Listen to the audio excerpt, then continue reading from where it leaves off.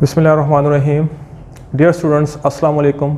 Lecture number 45 के साथ pituitary gland का रिमेनिंग पार्ट है पोस्टीरियर लूप। पोस्टीरियर लूप से दो हार्मोन्स रिलीज़ होते हैं, एक इसमें है ADH और दूसरा इसमें है oxytocin. ADH anti diuretic hormone, also called vasopressin।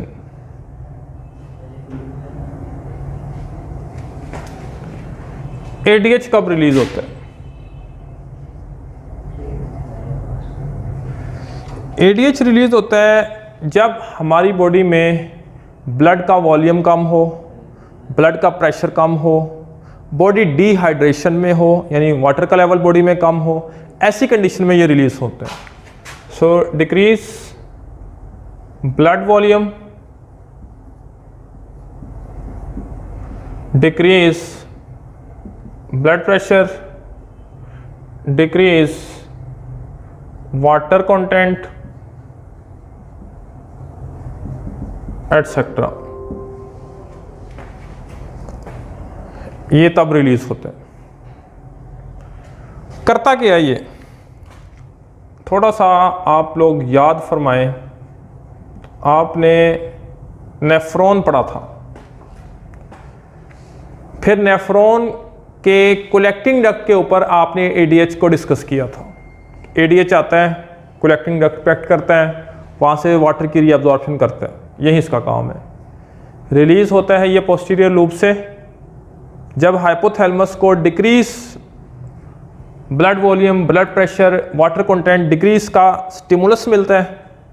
Hypothalamus आगे ऑर्डर करता है पिट्यूटरी ग्लैंड के पोस्टीरियर लूप को, यहाँ से ये रिलीज होता है, ब्लड में आता है, मूव करता है, किडनी के पास जाता है, नेफ्रॉन पे कलेक्टिंग डक्ट पे एक्ट करता है और वहाँ से वाटर की रीअब्जॉर्प्शन करता है। इट मीन्स वाटर को रिटेन करवाया जाएगा बॉडी के अंदर।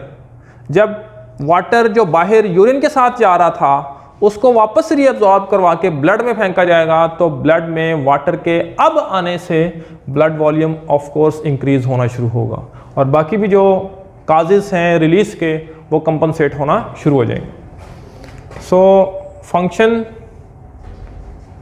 Reabsorption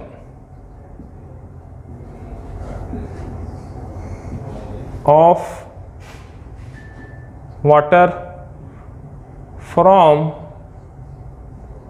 collecting duct।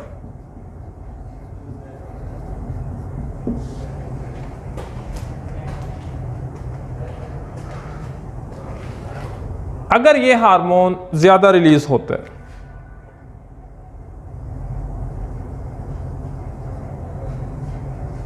अगर ये हार्मोन ज्यादा रिलीज होगा, ज्यादा वाटर रीअब्जॉर्ब होगा, यूरिन में वाटर कम आएगा, that is the concentrated urine formation.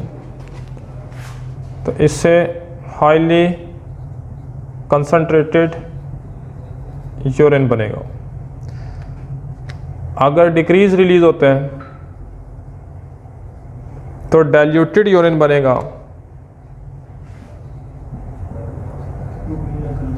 और इसको बोलते हैं diabetes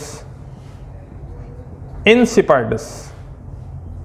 that condition diabetes insipidus, diluted urine का बनना। इसकी अलामात होंगी थर्स्ट, इलेक्ट्रोलाइट्स कम हो सकते हैं बॉडी में, एटसेट्रा। नेक्स्ट हार्मोन है ऑक्सीटोसिन। ऑक्सीटोसिन ये रिलीज होता है at the time of birth. जब बर्थ का टाइम होता है, right at the time of delivery, तब रिलीज होता है। बर्थ और you can say delivery.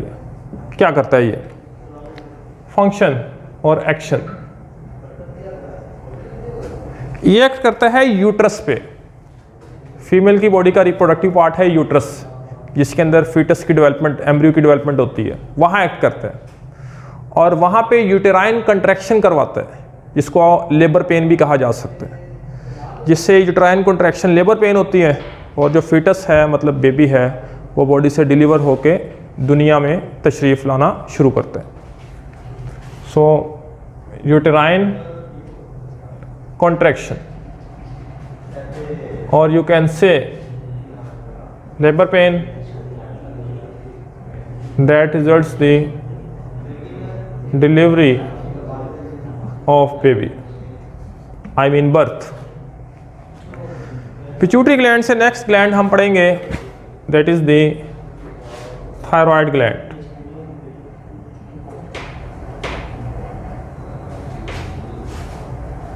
Thyroid gland below the larynx पाया जाता है, यानी लैरिंग्स है उसके नीचे, यहाँ ये एग्जिस्ट करता है लोकेशन। और यहाँ से जो हार्मोन्स रिलीज होते हैं, दीज आर हार्मोन्स के नाम है ट्राईआइडोथायरोनिन, टेट्राआइडोथायरोनिन एंड कैल्सिटोनिन। 3 हार्मोन है, ट्राईआइडोथायरोनिन, टेट्राआइडोथायरोनिन एंड कैल्सिटोनिन। T4 को थायरॉक्सिन भी बोलते हैं। और ये दोनों हार्मोन्स T3 और T4 सिमिलर फंक्शन परफॉर्म करते हैं, इन दोनों का सेम काम है। इसका मतलब अगर हम थायरॉक्सिन पढ़ते हैं तो बेसिकली हम T3 और T4 दोनों को पढ़ रहे हैं। So let's start with the thyroxine.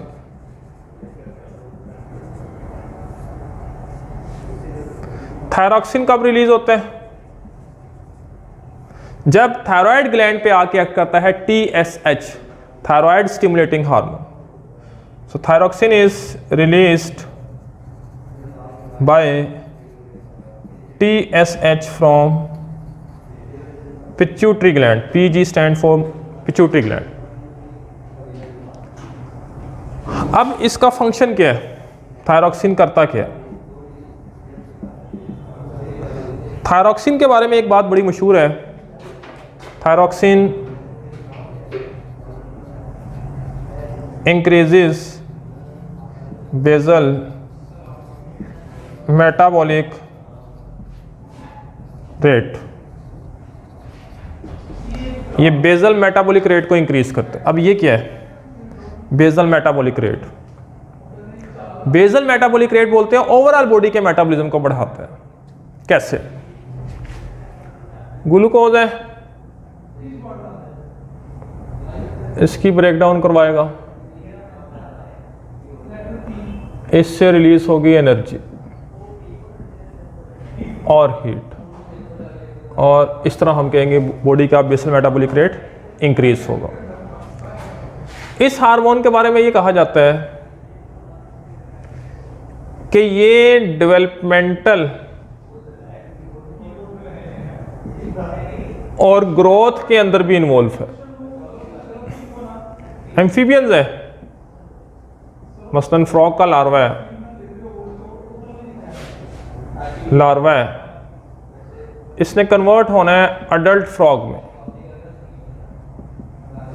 अगर इसका थायराइड रिमूव कर दिया जाए, अगर आप यहां से इसका थायराइड रिमूव कर दें, तो थायराइड के रिमूव करने से याद रखिएगा अडल्ट फ्रॉग नहीं बनेगा, यानी डेवलपमेंट और ग्रोथ का प्रोसेस नहीं होगा। इसका मतलब ये डेवलपमेंट और ग्रोथ के प्रोसेस के अंदर भी इन्वॉल्व होते हैं। अच्छा, एक और बात याद रखिएगा, थायरॉक्सिन का जो रिलीज है ना, ये स्ट्रेस कंडीशन से भी है, एमरजेंसी कंडीशन से भी है। मसलन कोल्ड, मसलन सेक्सुअल प्रोसेस, ठीक है, या कोई ऐसी एक्टिविटी जिसका ताल्लुक सिंपैथेटिक नर्वस सिस्टम के साथ है, उसमें भी ये एक्टिवेट होता है और रिलीज होता है। अगर ये हार्मोन ज़्यादा रिलीज हो जाए तो क्या होगा?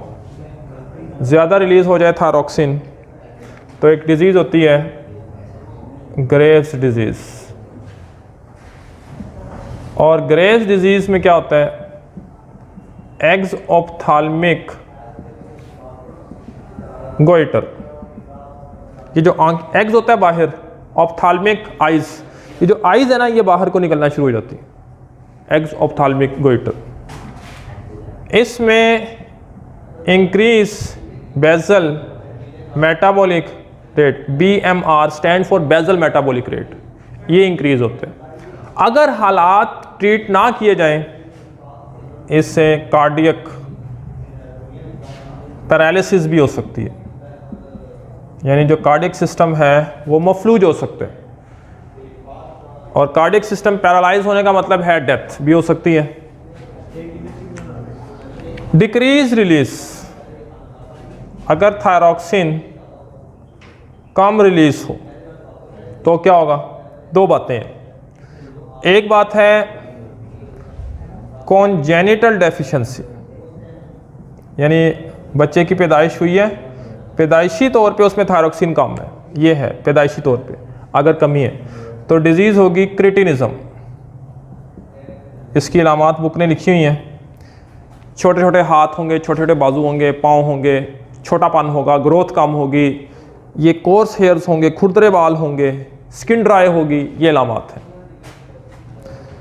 डेफिशिएंसी लेटर इन लाइफ, यानी पैदाइश हुई थायरॉक्सिन नॉर्मल था, बाद में किसी वजह से थायरॉक्सिन कम रिलीज हो रहा है। फॉर एग्जांपल आयोडीन की अगर डेफिशिएंसी हो जाए नमक में, तो आयोडीन की डेफिशिएंसी से भी हम कहते हैं थायरॉक्सिन कम रिलीज होता है, क्योंकि थायरॉक्सिन की केमिकल कंपोजिशन है कि ये आयोडीन से बनते हैं। Deficiency later in life, for example due to iodine deficiency, तो इससे डिजीज होती है गोइटर,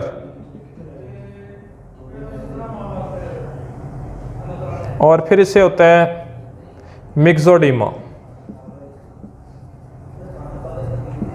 गोइटर में क्या होता है, एक्सेस फैट एक्यूमुलेट हो जाती है यहाँ पे थायराइड के साथ, यहाँ पे एक्सेस फैट डेपोजिशन हो जाती है, और मिक्सोडीमा में पफिनेस ऑफ हैंड्स, जाज, ये फूल जाते हैं।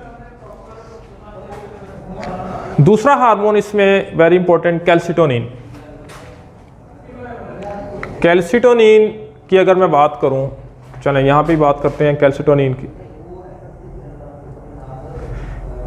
ये रिलीज होता है जब ब्लड में कैल्शियम ज़्यादा होता है। ये हार्मोन तब रिलीज होगा जब कैल्शियम ज़्यादा होगा इन ब्लड। अगर ये तब रिलीज होता है जब ब्लड में कैल्शियम ज़्यादा है, इसका मतलब इसका काम ज़ायद कैल्शियम को ब्लड में कम करके नॉर्मल तक ले जाना है। सो फंक्शन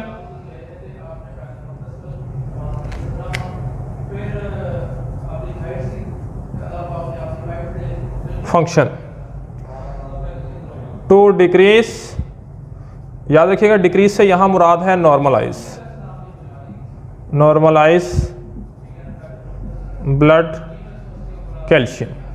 ज़ाहिरी बात है जो ब्लड में कैल्शियम ज़्यादा हुआ है वो जाके बोन्स में डिपॉजिट होगा, टीथ में डिपॉजिट होगा, बोन्स डिपोजिशन होगी, यानी कैल्शियम ब्लड से निकल के बोन्स में जाएगा, तो ब्लड में कैल्शियम कम होना शुरू हो जाएगा।